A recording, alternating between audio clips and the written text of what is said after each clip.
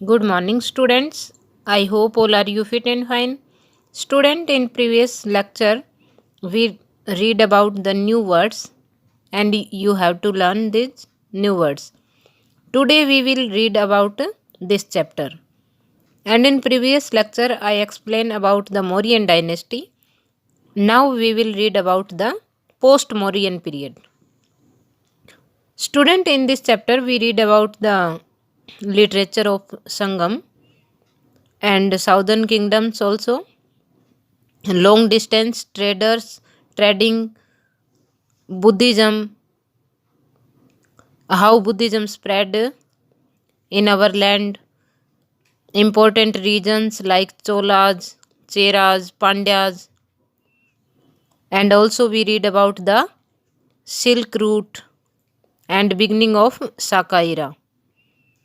As we know, in previous time, in ancient times, we can say Tamilkam is known as Tamil region and Tamil region को तमिलकम कहा जाता था और इस reason में चोलाज, चेराज और पांड्याज जो हैं वो रहते थे जिनको मूवेंदर कहा जाता था।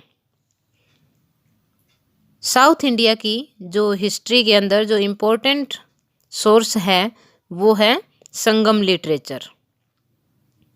It gives us glimpse of the administration, social and economic life of the people of this age। इस एज के अंदर लोगों की किस प्रकार से सोशल और इकोनॉमिक लाइफ थी और एडमिनिस्ट्रेशन किस प्रकार का था। This period in the history Tamilakam is therefore known as the Sangam age, और इसीलिए तमिलकम जो था तमिल रीजन इसको संगम एज के नाम से जाना जाता था। इस पीरियड को this period of the Sangam age is between 500 BC and 300 AD। Student, here is AD and BC। AD means anno domini and BC means before Christ. Now I will explain about the meaning of Sangam literature. Sangam जो word है वो संस्कृत से बना है जिसका meaning है confluence of river.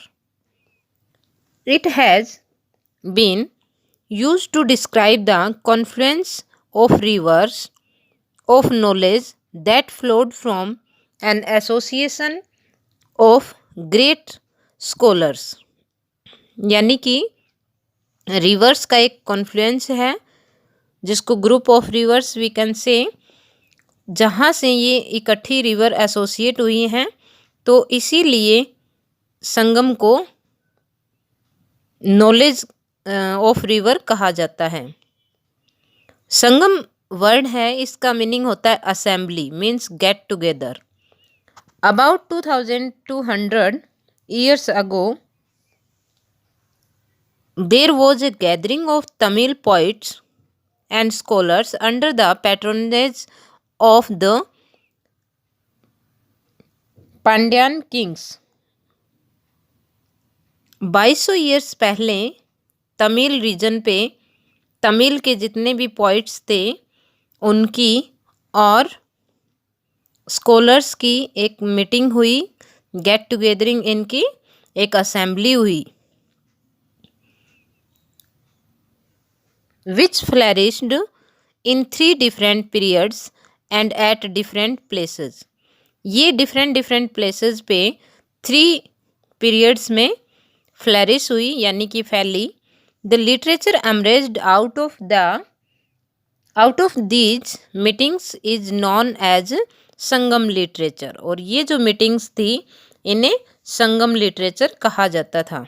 The meetings were held at Madurai and over 2000 poems were composed in Tamil during these assemblies। और इस assemblies के दौरान 2000 poems जो हैं वो compose हुई।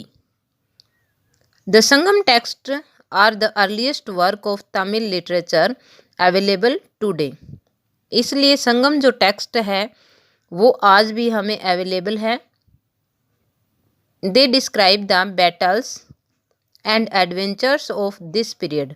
और ये क्या डिस्क्राइब करते हैं, उस टाइम जो बैटल्स हुए हैं उनके बारे में और जो एडवेंचर्स हुए हैं उनके बारे में ये डिस्क्राइब करती है संगम लिटरेचर।